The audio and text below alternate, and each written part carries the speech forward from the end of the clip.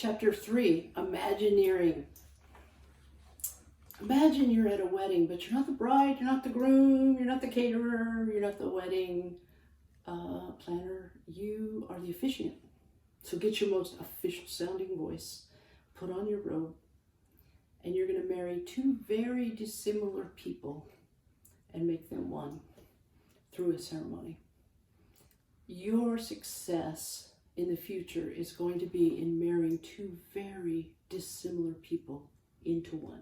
Two very dissimilar thoughts, two very dissimilar ideas into one, becoming a synthesizer of difference into one thing.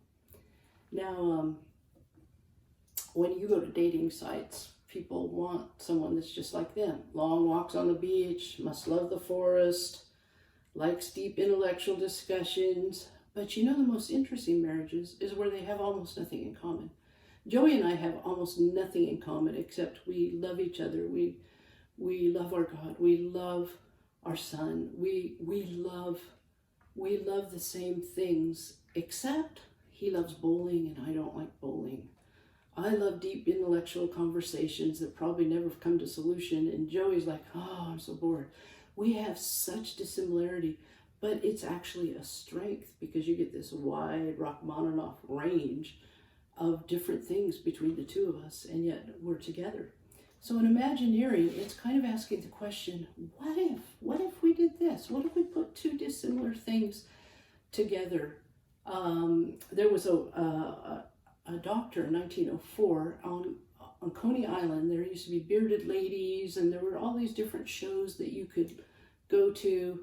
You know, for 10 cents, you could see the bearded lady. You know, you could see all these human, unusual things. And you could buy hot dogs, and there was a Ferris wheel, and Coney Island was like an amusement park. It was an early version of an amusement park. Well, a doctor, actually, 1904, he started showing preemie babies in incubators at almost like a circus, but it paid for their care. Their care was $15, which at the turn of the century was a phenomenal amount in today's dollars. And he saved thousands of preemie babies by putting them in incubators and paying for their care by people just walking by and spectating at these tiny little babies. If you go in your notes, you'll see a picture of a couple of them. He combined two things that hadn't been. He imagined, how could we pay for the care of preemies? Now, at that point, medically, preemies were just left to die. They didn't think they could do anything for them.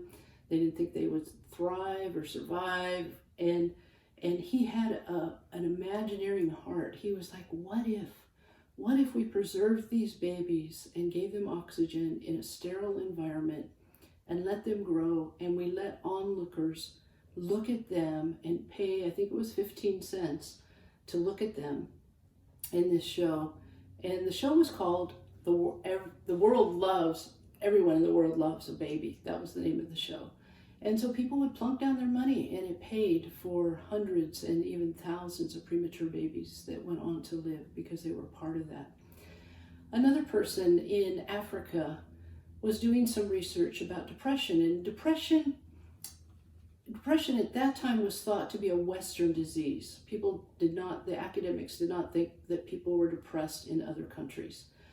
But they found it was just a different word.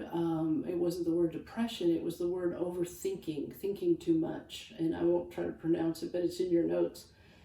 And so a gentleman had read some of the research, and he came up with a friendship bench. Now, the friendship bench was just some elderly grandmas that would sit on a friendship bench, and people that had suicide ideation or were really lonely or whatever could come to that bench and talk with them.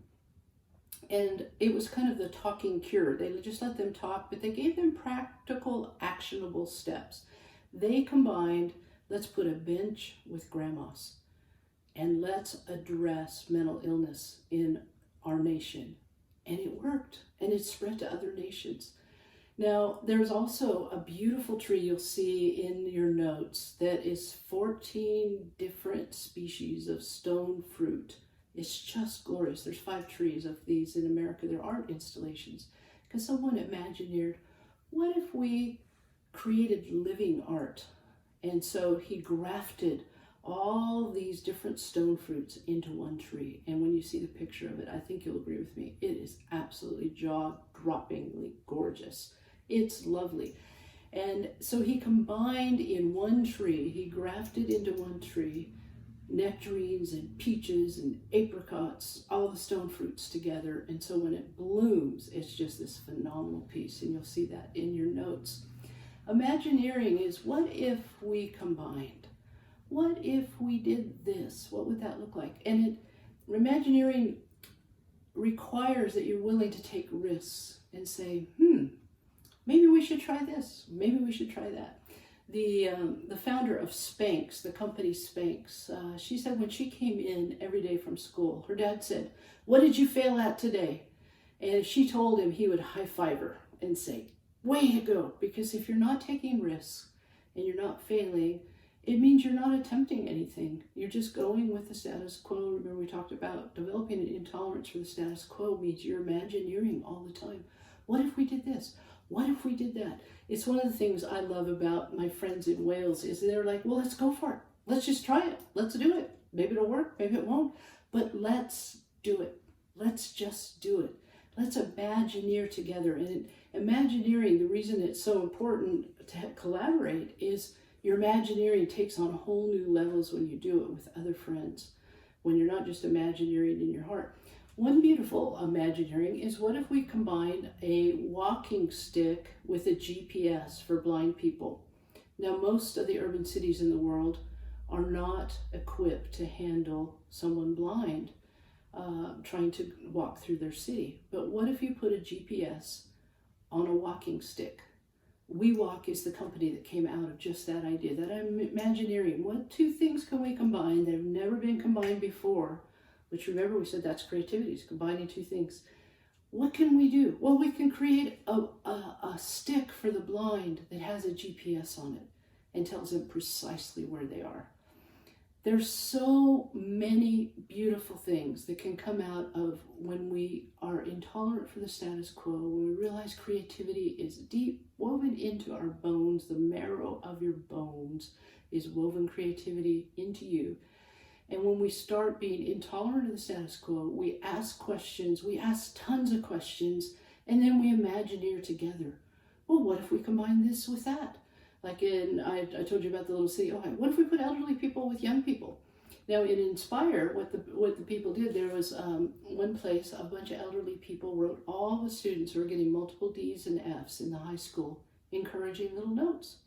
Well, not everybody can write a 3-sentence note or text a 3-sentence note to a child that needs encouragement. It's not difficult. It's not hard. Some of the things we'll be talking about will require a lot of education, but most of the things we're going to be talking about in these sessions just require us recognizing how creative we are, how curious we can be, how much can we Imagineer together, and how many risks are we willing to take to try new things, to bring cures, both great and small, to the world. I encourage you to go to the notes. You'll see that beautiful tree. You'll see the babies in the incubators at Coney Island, and there'll be some explore things, and there'll be links that you can look at to plunge deeper into what we're saying.